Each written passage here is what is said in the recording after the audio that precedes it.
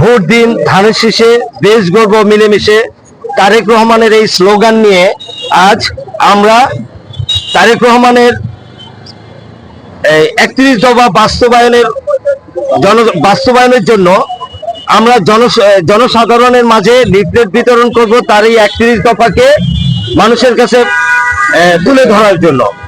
হয়তো অনেকে জানেন না তার 31 দফাটা কি, এই জন্য অনেকে হয়তো ভুল বুঝতে পারেন। এই জন্য আমরা তার 31 দফাটা আজকে লিফলেটের মাধ্যমে জনসাধারণের মাঝে পৌঁছে দেব। তার এই মেসেজ, তারেক রহমানের এই মেসেজটা আমরা জনসাধারণের কাছে পৌঁছে দেব।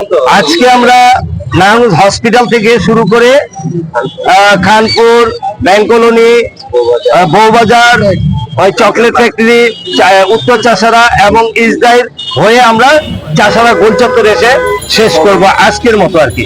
এরপরে আমরা আবার 3টার দিকে এই পালপাড়া, নাগপাড়া, এই কলেজ রোড এবং বাবুরাইল এইসব জায়গায় আমরা 3টার পরে যাবো ইনশাআল্লাহ। আর কি কি উদ্যোগ নিয়েছেন আপনারা?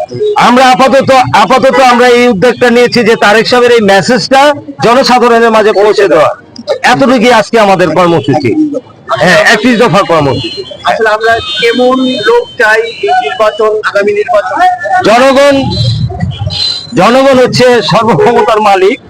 হ্যাঁ, যদিও আপনারা হয়তো এই প্রশ্নটা আমাকে করেছেন যে আমার ভাই হয়তো মাঠে নেমেছে, তা আশা করি জনগণ হলো ক্ষমতার মালিক। জনগণ যাকে দিবে, যাকে চাইবে সেই পাস করবে, সবকিছুর মালিক জনগণ। আর জনাব তারেক রহমান যাকে নমিনেশন দিবে,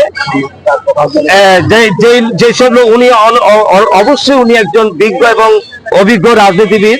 উনি আমাদের শহীদ রাষ্ট্রপতি জিয়াউর রহমানের সুযোগ্য পুত্র, বেগম দেশনেত্রী বেগম খালেদা জিয়ার সুযোগ্য পুত্র। আশা করি উনি ক্লিন ইমেজ যারা আছে তাদেরকে উনি নমিনেশন দিবে।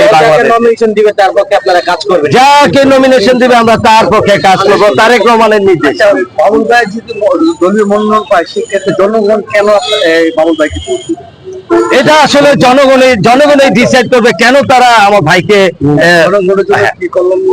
অবশ্যই আপনারা হয়তো জানেন, আপনারা সাংবাদিক ভাইরা জানেন যে আমার ভাই, ওই যে আমি একটা বক্তব্য দিয়েছিলাম যে আজকে 30 বছর ধরে আমরা গরিবদের মাঝে অনেক কিছু আমরা মানে বিতরণ করি।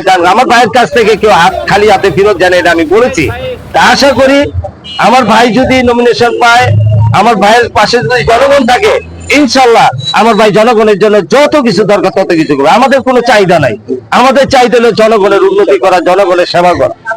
এমপি নির্বাচনে তারেক রহমানের 3টি নির্দেশনা ছিল। এই 3টি নির্দেশনা যে দলের বা যে লোকেরই থাকবে তাকে মনোনয়ন দেওয়া হবে। আপনি কি মনে করেন বাবুল ভাইয়ের মধ্যে এই 3টি নির্দেশনা আছে? আমি মানে অবশ্যই, আমি যেহেতু আমার ভাই নামছে আমি আশাবাদী, বাট এটা টোটাল ডিপেন্ড করবে সেন্টার মানে কেন্দ্রের উপর। এটা মানে আমি ওই যে বলবো যে আমার ভাই নমিনেশন পাবে, নো, এটা কেন্দ্রের উপরে ডিপেন্ড করবে। তারাই ডিসাইড করবে যে যার ভালো, যার ইমেজ ভালো, যার সবকিছু ভালো আছে। আশা করি বিএনপি অত মানে এই বোকা রাজনৈতিক দল না, বিএনপি অনেক বড় একটি দল এবং কঠিন একটি দল। আশা করি বিএনপির পক্ষ থেকে, সেন্ট্রালের পক্ষ থেকে তারা যোগ্য লোক বাছাই করে নমিনেশন দেবে এবং যাকেই নমিনেশন দেয় আমরা তার জন্য। বাবুল ভাই আমাদের দলের দুঃসময় অনেক সহযোগিতা করতে, সবকিছু করতে।